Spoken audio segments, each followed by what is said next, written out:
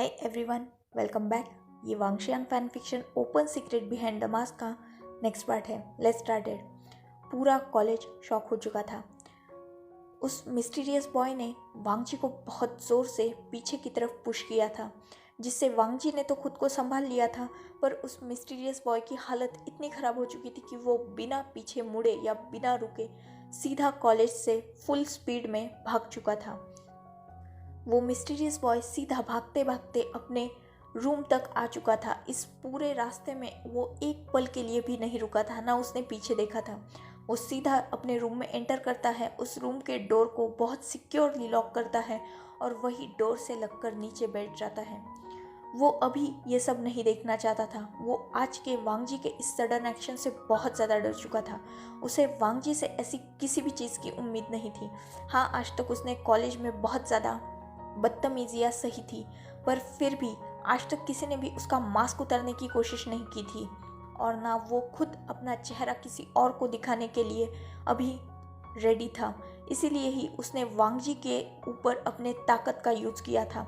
दूसरी तरफ वांगजी full shock हो चुका था, क्योंकि आज कहीं ना कहीं उसके दिमाग में बहुत सारे सवाल घूम रहे थे. उस पर्सन को वांगजी ने नॉर्मली नहीं, बहुत ज़्यादा अपने फुल फोर्स से पकड़ा हुआ था, पर फिर भी उस पर्सन ने ना खुद को वांगजी के हाथों से छुड़ाया, बल्कि वांगजी को अपने ऊपर से पुश भी किया, जिससे वांगजी को कहीं ना कहीं उस पर्सन की ताकत का अंदाज़ा हो चुका था. ऊपर से वांगजी ने उस पर्सन के फेस की थोड़ी स्किन देख ली थी, जो बहुत ज़्यादा मिल्की वाइट और ब्राइट थी, जिस वजह से वांगजी के दिल में और दिमाग में बहुत सारे सवाल अब घर कर गए थे. वांगजी अब इन सब सवालों के जवाब चाहता था. उसे कुछ भी समझ में नहीं आ रहा था. आखिर ये पर्सन है कौन, कहाँ से आया है और क्यों खुद को इतना हाइड करके रखता है. वो अभी भी वहाँ खड़े खड़े इन्हीं सब सवालों पर सोच रहा था. अब उसने डिसाइड कर लिया था कि वो कैसे भी करके इस मिस्टीरियस बॉय की मिस्ट्री तो सॉल्ट आउट करके ही रहेगा. यही सोचकर वांगजी सीधा बिना किसी और की तरफ देखे कॉलेज से बाहर निकल चुका था. कॉलेज के लिए, मतलब सारे स्टूडेंट के लिए, अब तमाशा बंद हो चुका था और दुकान भी. सो वो भी अपना अपना बैग लेते हैं और सीधा कॉलेज के बाहर निकल जाते हैं. दूसरी तरफ वो मिस्टीरियस बॉय अपने घर पे आकर खुद को रिलैक्स कर चुका था. उसने अपने लिए कुछ हल्का फुल्का फूड बनाया, उसे खाया और उसने सोने का डिसाइड किया, क्योंकि आज के और इन सब दिनों के इस हेडेक से वो बहुत ज़्यादा परेशान हो चुका था, और अब उसे सिर्फ एक डीप स्लीप की ज़रूरत थी. क्योंकि प्रॉब्लम कुछ भी हो, एक डीप स्लीप हर प्रॉब्लम का सल्यूशन होती है. अगर कुछ भी समझ में ना आए तो बस सो जाना, और उठने के बाद सारे सवालों के जवाब अपने सामने होते हैं. मेरे साथ तो ऐसा ही होता है, बाकियों का मुझे पता नहीं. So back to the fan fiction. अपना मिस्टीरियस बॉय नींद की आगोश में जा चुका था, और वांगजी वो भी अपने घर जा चुका था. एक नया दिन और नई चुनौतियाँ. अपना मिस्टीरियस बॉय आज उन चुनौतियों को फेस करने के लिए फुल्ली रेडी था. उसने अपने आप को रेडी कर लिया था आगे आने वाली हर मुसीबत को फेस करने के लिए. वो कॉलेज के मेन एंट्रेंस पर पहुंच जाता है और वहाँ से अंदर की तरफ देखता है. कॉलेज में एज ऑब्वियस सेम माहौल था. वो सबसे पहले उस जगह देखता है जहाँ वांगजी और उसका बुली गैंग हमेशा रहते हैं. आज वहाँ कोई भी नहीं था. वो मिस्टीरियस बॉय एक रिलीफ की सांस लेता है और फिर से अंदर एंटर करता है. अपनी सारी क्लासेस ख़त्म करता है, पर आज उसे वांगजी कहीं भी नहीं दिखा था.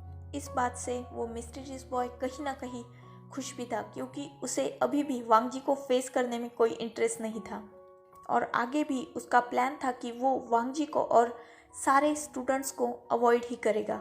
यही सोचते हुए वो कॉलेज के कैंपस में यहाँ वहाँ घूम रहा था अपने कुछ काम से. अचानक वो कॉलेज के ऑडिटोरियम के सामने खड़ा हो जाता है. वो अंदर की तरफ देखता है तो अंदर कोई भी नहीं था. वो अंदर एंटर करता है. वो अभी बहुत ज़्यादा स्ट्रेस में था, क्योंकि ऑब्वियसली कितनी भी चीज़ें हो, पर कहीं ना कहीं उसके दिल में डर बैठ चुका था, और इसी डर को वो भगाना चाहता था. इसीलिए वो ऑडिटोरियम के अंदर एंटर करता है और स्टेज के पास चला जाता है. वहाँ बहुत सारे म्यूज़िकल इक्विपमेंट और बाकी कुछ चीज़ें रखी हुई थी. जिसे देखकर कहीं ना कहीं उस मिस्टीरियस बॉय के फेस पर एक स्माइल आ चुकी थी। पर एज ऑब्वियस उस ऑडिटोरियम में ये नोटिस करने वाला कोई था भी नहीं और उसके मास्क होने की वजह से किसी को दिखने वाला तो था ही नहीं। अचानक उसकी नज़र वही साइड में रखे एक फ्लूट पे चली जाती है। वो उस फ्लूट को अपने हाथ में पकड़ता है और उसे बहुत प्यार से देखने लगता है। पुराने दिनों की कुछ मेमोरीज उसके दिल में अब तक जो याद बन के दबी हुई थी, कहीं ना कहीं अब उसे वो याद आने लगती है। वो उस फ्लूट के साथ खेलने लगता है, उसे अपने हाथ में ही घुमाने लगता है। पर उसे भी शायद पता नहीं था कि कब वो फ्लूट उसके हाथ से लेकर उसके होठों तक का सफ़र तय कर चुकी थी। उस मिस्टीरियस बॉय ने अपने मास्क को उतार दिया था और वो उस फ्लूट को बहुत ग्रेसफुली प्ले करने लगा था और उस फ्लूट से एक कामिंग मेलोडी को वो प्ले करने लगा था। ऑडिटोरियम का गेट ओपन था, मतलब मेन गेट ओपन था, जिस वजह से उस फ्लूट का आवाज़ बाहर भी जा रहा था। इतनी कामिंग स्मूथिंग मेलोडी को सुनकर हर कोई मेस्मराइज हो चुका था और हर कोई अनकंडीशनली ही ऑडिटोरियम की तरफ जा रहा था। हर स्टूडेंट ऑडिटोरियम में आ चुका था। जो ऑडिटोरियम अब तक खाली था वो अब स्टूडेंट्स से भर चुका था, पर कोई भी बिना आवाज़ किए वहाँ सिर्फ खड़ा था और अपनी आंखों को बंद करके उस मेलोडी को सुन रहा था। कॉलेज का हर स्टूडेंट प्रोफेसर, यहाँ तक कि कॉलेज के प्रिंसिपल और बाकी लोग भी वहाँ ऑडिटोरियम में भीड़ जमा कर चुके थे। पर अपना मिस्टीरियस बॉय, उसका किसी की तरफ भी कोई ध्यान नहीं था। एक्चुअली मिस्टीरियस बॉय का फेस सामने की तरफ नहीं था, वो पीछे की तरफ देख रहा था, जिस वजह से सिचुएशंस कुछ ऐसी थी कि वो पर्सन खुद ही ऐसा खड़ा था कि सबको सिर्फ उसकी बैक नज़र आ रही थी, उसका फेस किसी को भी नज़र नहीं आ रहा था। और जैसे उस पर्सन की आदत थी, उसने अपने हेड पर ऑलरेडी हुडी डाल के रखी थी, जिस वजह से किसी का भी ध्यान उसकी तरफ नहीं था। इनफैक्ट कोई भी उसका चेहरा नहीं देख पा रहा था। और ऊपर से वो म्यूज़िक इतना ज़्यादा कामिंग था, स्मूथिंग था कि हर कोई बस आंखें बंद करके उस ब्यूटीफुल म्यूज़िक को फील कर रहा था। कोई भी उस पर्सन की तरफ देख ही नहीं रहा था सिवाय एक पर्सन के। पर वो पर्सन भी उस मिस्टीरियस बॉय का सिर्फ बैक साइड ही देख पा रहा था। फ्रंट से उस पर्सन का चेहरा अभी तक किसी ने भी नहीं देखा था। अचानक पता नहीं क्या होता है, पर उस मिस्टीरियस बॉय के वो स्मूथ मेलोडी अचानक बंद हो चुकी थी। उसने फ्लूट बजाना बंद कर दिया था। जैसे ही उसने फ्लूट बजाना बंद किया था, हर कोई अपने अपने होश में आ चुका था। पर अगर बात की जाए उस मिस्टीरियस पर्सन की और उसके फेस की, तो उसकी आंखों में हल्की सी नमी आ चुकी थी और एक बूंद आंसू की नीचे भी गिर चुकी थी, जिसे किसी ने भी नहीं देखा था, क्योंकि एज ऑब्वियस उसका फेस किसी को भी दिख नहीं रहा था। उसने थोड़ी देर वैसे ही शांत वहाँ खड़ा रहा और अपने आप को काम करने की कोशिश करने लगा। उसकी आंखों की नमी को वो इतनी इजाज़त नहीं दे सकता था कि उस नमी की आंसू बन के उसके चेहरे को भिगा दे। अचानक वो अपनी आंखों को टाइटली बंद कर लेता है और वो सारे विजन्स उसके सामने फिर से आने लगते हैं। वो पास्ट लाइफ जिसमें सिर्फ एक ऐसा पर्सन था जिससे वो बेइंतहा नफरत करने लगा है। यही सोचते हुए उसके हाथों में जो फ्लूट थी उस पर उसकी पकड़ बहुत ज़्यादा कसने लगती है। अचानक उसका ध्यान तब इन सब चीज़ों से बाहर आता है जब उसे बैक साइड से बहुत ज़्यादा नॉइज़ सुनाई दे रहा था। एक्चुअली सब उसकी मेलोडी सुन के बहुत ज़्यादा इम्प्रेस हो चुके थे। तो जैसे ही वो स्वीट मेलोडी रुकी थी, सब ने क्लैपिंग करना स्टार्ट किया था और यही वो पल था जब वो मिस्टीरियस बॉय अपने उस पास्ट मेमोरीज से प्रेजेंट में आया था। उसे जैसे ही इस बात का एहसास हुआ कि यहाँ वो अकेला नहीं है, उसने तुरंत अपने मास्क को फिर से वेयर कर लिया और उसने उस फ्लूट को बहुत ज़ोर से नीचे की तरफ फेंका और वो सीधा बाहर की तरफ भाग गया। किसी को भी कुछ भी समझ में नहीं आया था, पर वो पर्सन खुद की इमोशंस पे और कंट्रोल नहीं कर सकता था। उसे वो फ्लूट फेंकना बहुत ज़रूरी हो चुका था, वरना वो इसके बाद क्या करता ये बात शायद वो खुद भी नहीं जानता था। वो खुद के इमोशंस पे और कंट्रोल नहीं कर पाता, जिस वजह से उसने उस फ्लूट को फेंक कर यहाँ से भागना ही सही समझा। हर कोई उस पर्सन के ऐसे बिहेव से शॉक हो चुका था। किसी को भी कुछ भी समझ में नहीं आया था। जो पर्सन अब तक इतने ग्रेस से म्यूजिक प्ले कर रहा था, उसका अचानक इंस्ट्रूमेंट के साथ ऐसी बिहेव करना, ये बात किसी को भी समझ में नहीं आ रही थी। क्योंकि ऑब्वियसली कोई भी इंसान किसी चीज़ से अगर प्यार करे तो वो इतनी आसानी से उस चीज़ को छोड़ता नहीं। इनफैक्ट एक एग्जाम्पल के तौर पर अगर मैं खुद अपनी स्टोरीज को राइट करती हूँ तो मैं कभी भी अपने पेन को इतनी ज़ोर से नहीं फेंकूंगी। और वहाँ जितने भी लोग खड़े थे उन सब लोगों ने ये महसूस किया था कि ये पर्सन बहुत ज़्यादा दिल से वो फ्लूट प्ले कर रहा था। तो अचानक 2 सेकंड में ऐसा क्या हो गया कि इसने ना सिर्फ उस फ्लूट को इतने गुस्से से फेंक दिया, बल्कि ये खुद भी बाहर की तरफ भाग गया। ये सब देख के बहुत सारे वहाँ सारे ही लोग कंफ्यूज हो चुके थे, पर कोई भी कुछ भी नहीं कर सकता था। और वहाँ सबसे ज़्यादा इन सब चीज़ों से जो इफ़ेक्ट हुआ था वो लान वांगजी था। उसे अब इस मिस्टीरियस पर्सन की मिस्ट्री सुलझानी ही थी। उसे जानना था कि ये पर्सन है कौन और ऐसा क्या हुआ जिस वजह से ये सब हरकतें कर रहा है। कहीं ना कहीं वांगजी के दिल में उस पर्सन को लेकर सवाल और बहुत सारी फीलिंग्स भी आ रही थी। वांगजी उस पर्सन से रिलेट कर पा रहा था और कहीं ना कहीं स्टोरी ना जानते हुए भी वांगजी उस पर्सन के तरफ अट्रैक्ट हो रहा था। ह्यूमन नेचर है, इंसान को मिस्ट्रीज को ओपन करना बहुत ज़्यादा पसंद आता है। जो नहीं जानना चाहिए या जो नहीं करना चाहिए, ह्यूमन अक्सर उन्हीं चीज़ों को करते हैं या उन्हीं चीज़ों के पीछे भागते हैं। कई बार ये चीज़ें मुसीबत का कारण भी होती हैं, पर कई बार ये चीज़ें अपने सामने कुछ ऐसे चीज़ें खोल देती है जो शायद जानना, मानना या समझना, सिचुएशन हैंडल करना बहुत ज़्यादा ही मुश्किल हो जाता है। और वांगजी अभी ऐसी ही एक मुश्किल पहेली को सुलझाने की कोशिश कर रहा था।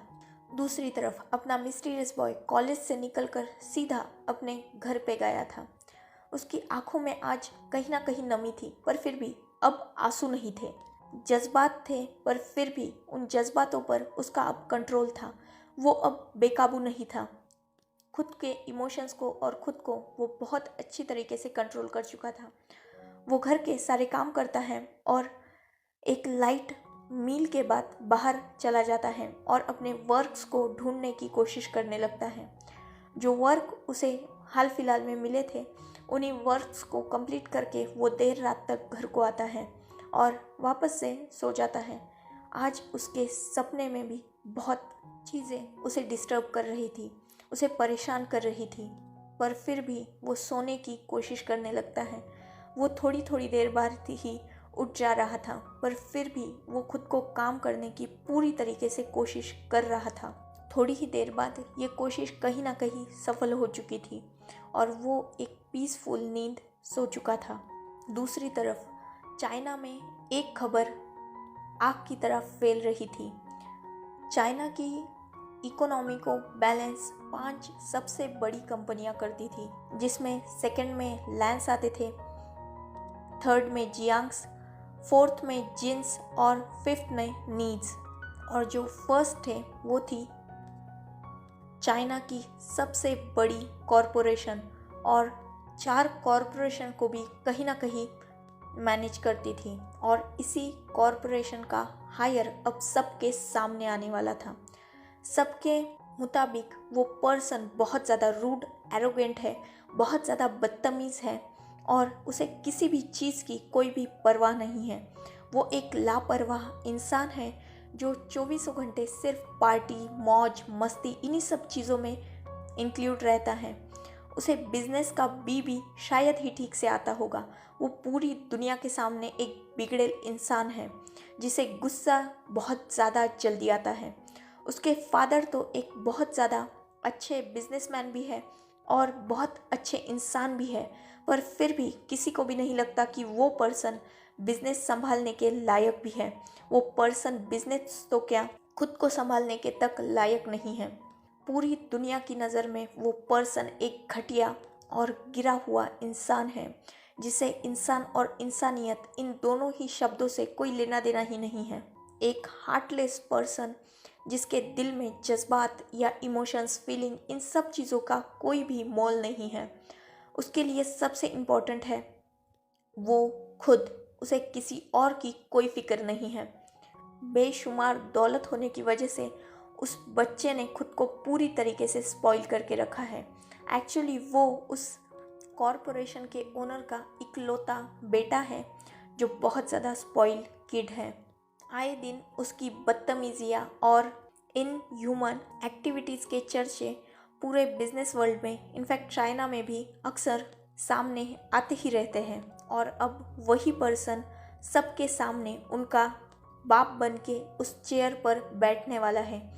यही सोच के पूरा बिजनेस वर्ल्ड कहीं ना कहीं बहुत ज़्यादा स्ट्रेस था, परेशान था, क्योंकि अगर वो पर्सन बिजनेस वर्ल्ड पे राज करने लगा तो इस बिजनेस वर्ल्ड का क्या होगा, इसको सोचकर ही बाकी सारे बिजनेसमैन बहुत ज़्यादा ही परेशान थे, जिसमें लैंस, जिन्स, जियांग, नीज ऑब्वियसली आते थे। ऊपर से वो पर्सन एक कैरेक्टर लेस पर्सन था, जिसके लिए लड़का हो या लड़की दोनों सरीखे ही थे।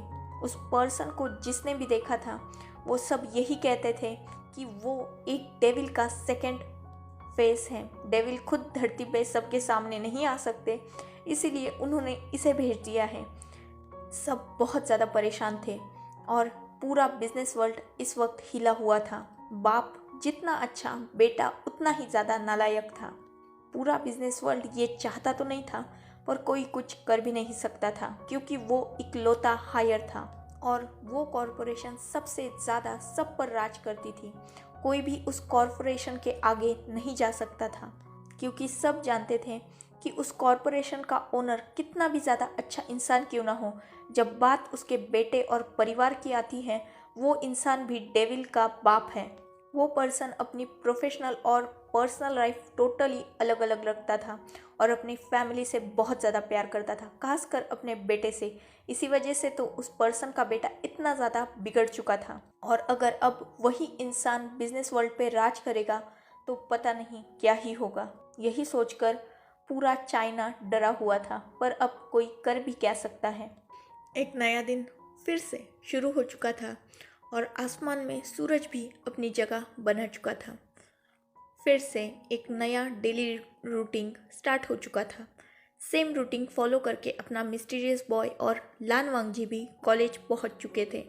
आज जब उस मिस्टीरियस बॉय ने कॉलेज में एंटर किया, कहीं ना कहीं सबके फेस पर उसको देखकर एक अलग ही एक्सप्रेशन थे। कहीं ना कहीं बहुत सारे सवाल उन लोगों के चेहरे पे थे, जिसे ये मिस्टीरियस बॉय कहीं ना कहीं समझ सकता था, पर फिर भी समझना चाहता नहीं था। वो सबको अवॉइड करके फिर से अपनी ही धुन में आगे जा रहा था। आज वांगजी और उसका गैंग भी वहाँ था और वो सब भी उस मिस्टीरियस बॉय की तरफ उन्हीं नज़रों से देख रहे थे। वांगजी इकलौता ऐसा इंसान था जो बहुत ज़्यादा अलग एक्सप्रेशंस के साथ उस पर्सन को देख रहा था। बाकी सबके चेहरों पर सिर्फ सवाल थे, जिन सवालों को कोई भी आसानी से पढ़ सकता था, पर पूछने की हिम्मत या पूछने के लिए आगे कोई भी नहीं आना चाहता था। आज वो मिस्टीरियस बॉय अपने क्लासेस को नहीं करना चाहता था। वो सीधा जाके लाइब्रेरी में बैठ जाता है, एक ऐसे कोने में जहाँ कोई भी उसे देख ना पाए। ऐसे एक कॉर्नर में बैठकर वो अपनी स्टडी को करने लगता है। वही बाहर आज क्लास में 2 न्यू स्टूडेंट ने एंटर किया था। ये कोई और नहीं, वेंस के हायर थे।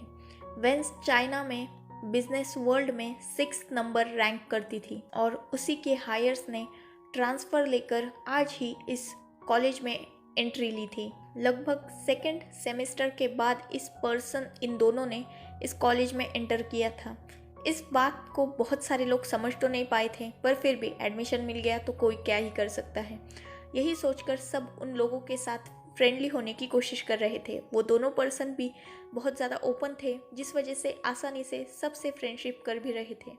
इस कॉलेज के बुली गैंग के बारे में हर कोई जानता था, तो ये दोनों भी ऑब्वियसली जानते थे। इनफैक्ट उन बुली गैंग्स के मेंबर्स को भी ये दोनों लोग अच्छी तरीके से जानते थे। इनके नाम वेंचाओ और वेंशु थे, जो हाई क्लास फैमिली से बिलोंग करते थे, जिस वजह से लान वांगजी, जियांग चैंग, नी हुसैन, जिन जुशन और वेननिंग से भी ये लोग कहीं ना कहीं पहचान कर चुके थे। इसीलिए तो इन लोगों ने यहाँ एडमिशन लिया था, क्योंकि ये चाइना का one of the best college था। पता नहीं अब तक इन्हें पता था या नहीं, पर अब इनकी अकल आ गई तो इन्होंने इस कॉलेज में एडमिशन ले लिया था।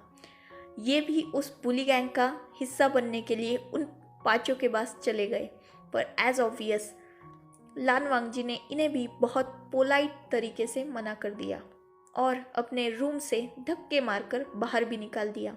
एक्चुअली इस बुली गैंग का इस कॉलेज में ही एक अलग ही रूम था, जिस रूम में ये अपने बुली करने के प्लान को एग्जीक्यूट करते थे और लोगों को यही लाकर वो टॉर्चर भी किया करते थे। और इसी रूम में आकर वेंचाओ और वेंशु इन्हें फ्रेंडशिप के लिए अप्रोच करने आए थे, पर बहुत सलीके से लान वांगजी ने इन दोनों के बैक पर किक करके बाहर फेंक दिया था, जिससे इन दोनों की अच्छी खासी इंसल्ट लग चुकी थी।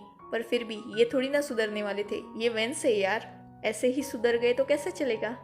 इन लोगों के कानों पर भी उस मिस्टीरियस पर्सन के चर्चे आ चुके थे और ये दोनों बहुत ज़्यादा क्यूरियस भी थे उस पर्सन को देखने के लिए। So, enough for today. Let's take a break. Next chapter in next video. If you like my explanation, like, comment and subscribe my channel. Hopefully you all are enjoying this journey. Goodbye. Take care. Enjoy your beautiful life.